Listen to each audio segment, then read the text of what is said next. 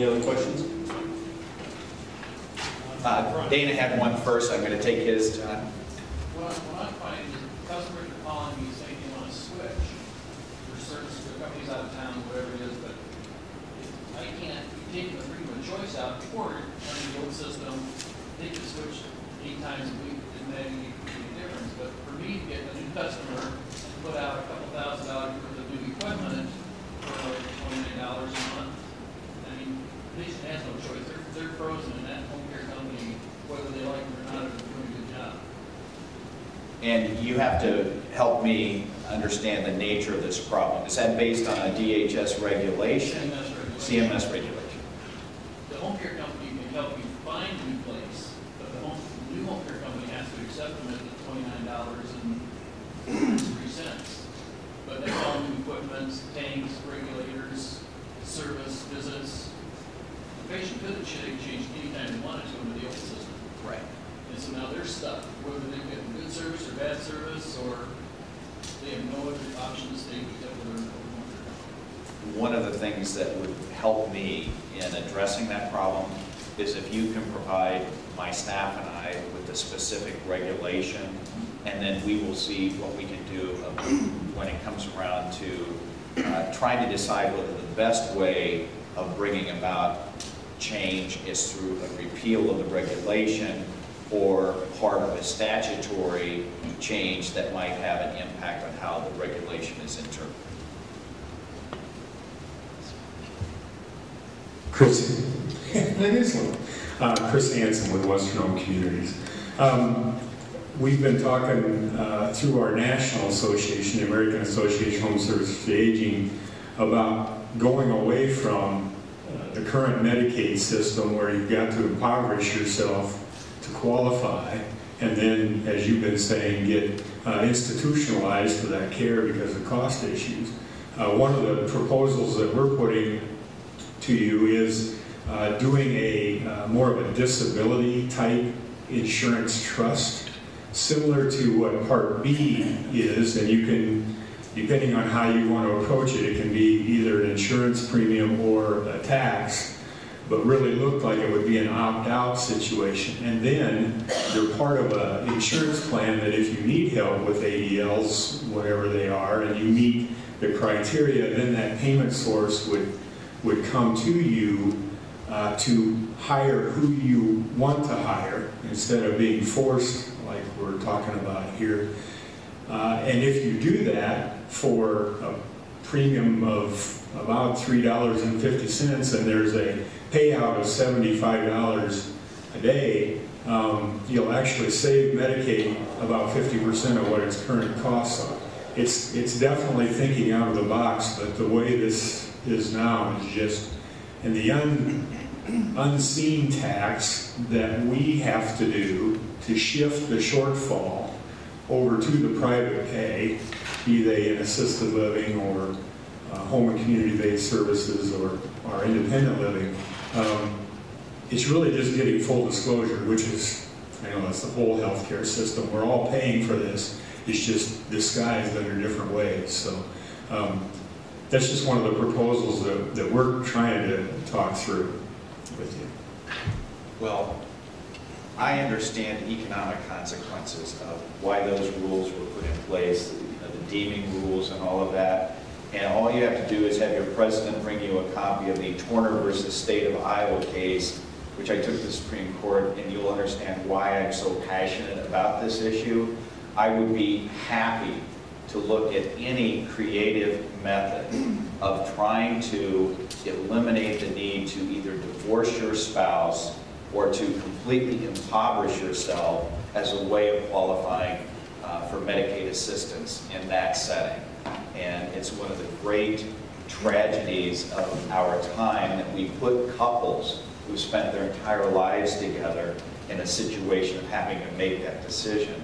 And it doesn't mean that we're going to completely open it up and allow anyone to game the system, but there has to be a more practical way of addressing the underlying fiscal responsibility issue and still eliminating that incredibly difficult life choice. So I would be happy to work with you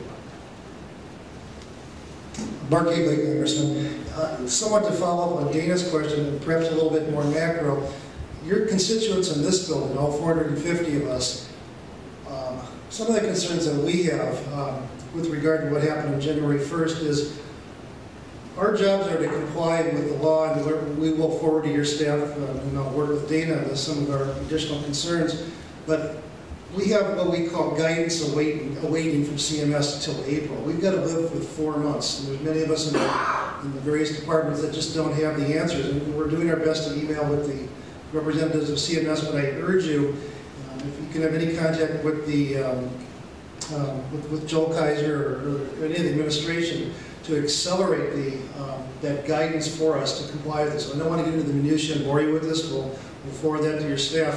But we can't give answers here. Our phones are ringing. What is the answer to this? What is the answer to this? And the answer is April 1 will have guidance. Unfortunately, the legislation required a January 1, 2001 implementation date. And we're sitting here as the leaders, and we just don't have answers. So if we can forward to your staff, if they could accelerate that April guidance, we can do our job and we can help serve the patients and Dana's concern of the access and such. I'd be happy to do that. It's been an unfortunate perfect storm, and the storm has been a bad one, where you have a change in administration, a global economic meltdown, an implementation date, a delay in guidance, and all of that works against you in making sure that you're doing what you've developed your professional reputation on, which is providing timely guidance and awareness to your members on how they can comply with the law, which is what everybody's goal is. And it's the only thing I can do is share that sense of frustration with you on many levels and what we've been dealing with in Washington.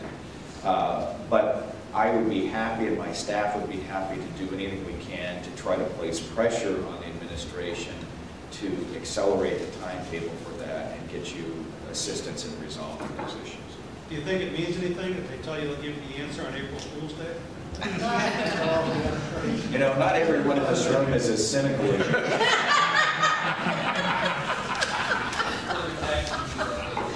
That's great. Well, I want to thank you. Oh, yes, go ahead. Next, I represent Braley, Julie Whiteman with Palmer in West Union. To expand on what Dana and Mark have both talked about too, I've got a couple stories. But with this 36-month cap, I just had a patient, snowbird, go to Florida. It's past the 36 months. The machine they took with them from my company, of course, broke down after they were there for 2 days. Same boat. Yeah. So what do? There's not another company that's willing to take them on because they're going to get no further reimbursement. So this company did put a loaner machine in there for them, charging me for it at $100 a week. And then I shipped another machine down there. The machine in transit got broken. So now I've got 2 malfunctioning machines down there. So I'm sending a third one off. So you can see though the stress that the patients had to go through, and me stress not being able to provide this patient the service they deserve. I did find another supplier down there to help me out with this that's small and a mom and pop like me. But if a patient's going to be in an area where there's nationals, I'm not going to get that coordination. They're not going to be as willing to help me, or they're going to charge me like crazy. So major concern. Us as suppliers, we want to do the right thing and provide great service, and this 36-month cap is not allowing us to do that. Second story to expand on Dana is our phone has been off the wall too. Patients wanting to switch providers, they're not getting the service they want anymore. The providers tell them they'll come once a year, and that's not good enough. And we even had one patient said they were going to have to drive an hour and a half to get tanks for themselves every week because their company was only going to come once a month to deliver them tanks. These are elderly people, and you know, it's impossible. So 2 stories right there, and it's happening every day.